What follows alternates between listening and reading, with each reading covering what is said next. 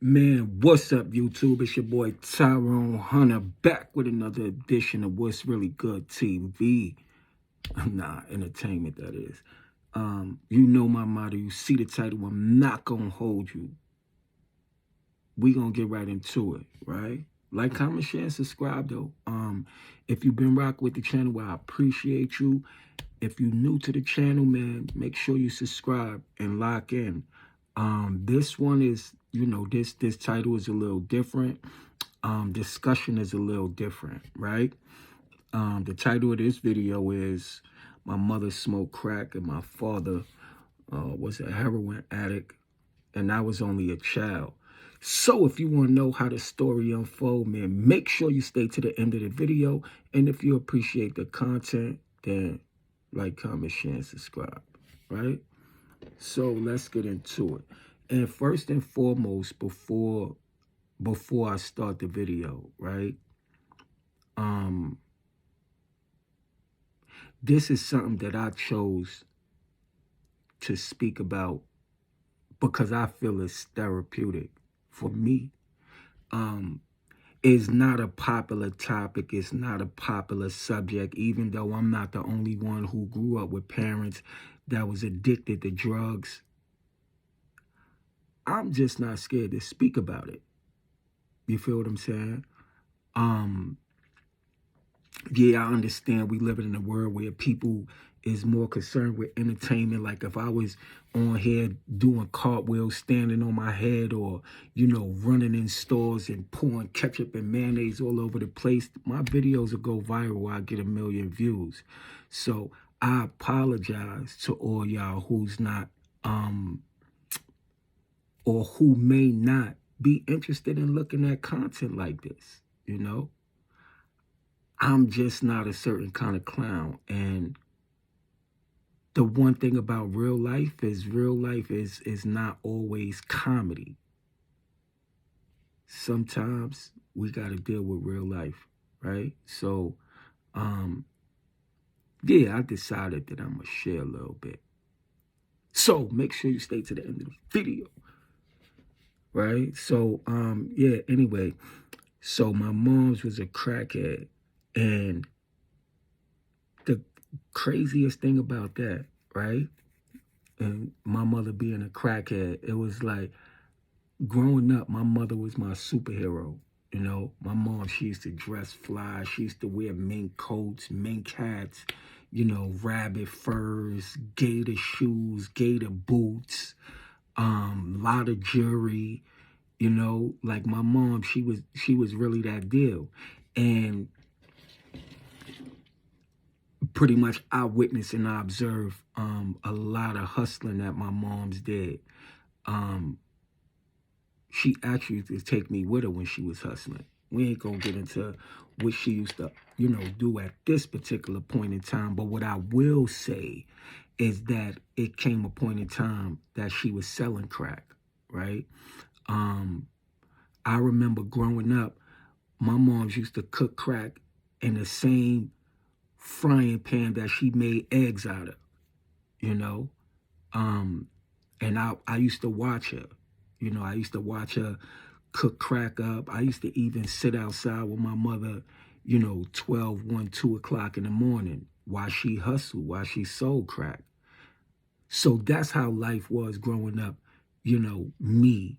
And I'm pretty sure it's a couple of other dudes, or a lot more people, no matter where you from, that have experiences like that. But the simple fact remains is that back in the early 80s, it wasn't a lot of job opportunities like they are now. So, people, they got it how they live.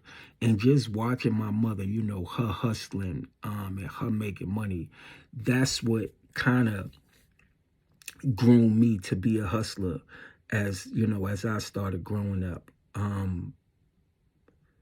She's the one that introduced me to clothes and fashion. So I've always been very fashionably dressed. My mother, she's the one that also introduced me to jewelry. So because of that, growing up, I had a lot of jewelry, and still do to this day, right? So I remember, like I said, days and nights, outside with my mom's, 2 o'clock in the morning, she's selling her little crack, serving the fiends. And I don't know exactly what it was or what happened, but I know it came a point in time that my mother, she started smoking crack. Did I ever see her physically smoke crack?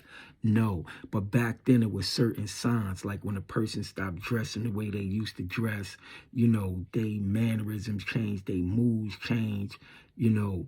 My mom, she lost weight. She wasn't dressing fly like she used to. Dudes in the hood was telling me, yo, I seen your mom's copping, drugs from over here, over there. So, that kind of angered me a little bit. That's why I had some anger issues growing up.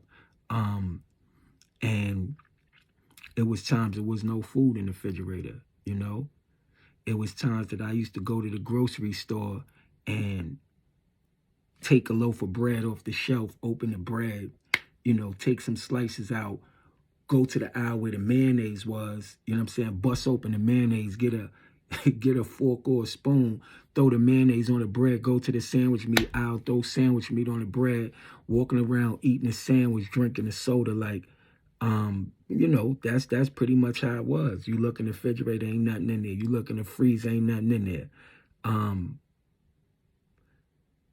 So that was the experience with my moms. Now my father, that was a different one. He used to shoot heroin. They call it another name for it is dope. He used to shoot it. He used to shoot it in his veins. And the one thing about heroin addicts, like crack was a different kind of drug. So which means like a crackhead, they will sell everything. Um, Heroin addicts, they kind of kept themselves together a little bit more. You couldn't really tell, like, you couldn't really tell somebody that was on heroin because they kept themselves up for the most part. But I remember, um, as a child, my father, he just was always hustling, like always on the move, always gotta get some money, trying to get some money. And I mean, none of that never trickled over to, me, or my siblings. And I remember this one time, like me and my brother, we wanted bikes. And it was a discount store across the street from us where they sold bikes. I think the bikes was like $20, $30 at that time. And my father had bought the bikes for us. And man, he put it together. So we hyped, me and my brother go outside, to ride the bikes. I started riding the bike and the wheel fell off. You know what I'm saying? So, that's the kind of individual my father was. He is like a real half-ass individual. Didn't do much for me and my brother. Um, drugs was his life.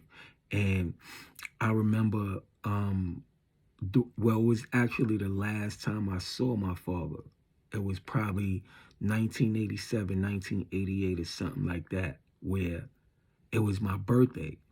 And my father, he had came to see me, and I think he gave me like $20 or $30.